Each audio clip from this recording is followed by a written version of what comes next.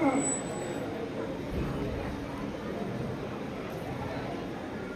नमस्कार. ओळखलं का? मी सावित्री. सावित्री ज्योतिराव फुले. वयाच्या अवघ्या 9व्या वर्षी माझा विवाह ज्योतिरावांशी झाला.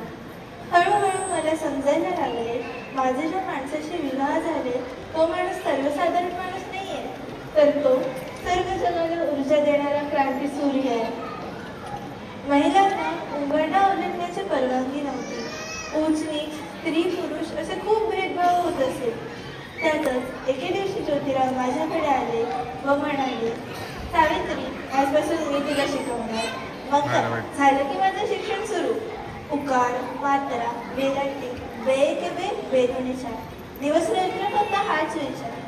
त्यातच मी लिहायला शिकले, मी वाचायला शिकले आणि माझं शिक्षण पूर्ण झालं. 1 जानेवारी 1848 पुण्यात भिडेवाड्यामध्ये मुलींची पहिली शाळा सुरू केली. काही लोकांना पटलं नाही. धर्मभ्रष्ट झाला. मला नावं ठेवले, माझ्यावर तुकले, तरीही मी सहन केले. त्यातच एक दिवशी एक माणूस येऊन म्हणाला, हे टवळे, आमच्या मुलीबाईंना शिकवणं बंद कर. तुला तुझं शिक्षण प्यारं की तुझी आबरू. माझा संताप झाला.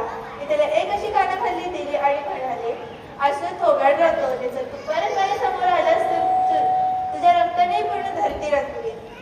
मुलगा शिकतो तर तो एकटाच शिकतो, पण मुली शिकतात तर पूर्ण कुटुंब शिक्षित होतं, पूर्ण समाज शिक्षित होतो. शाबाश. नाईस.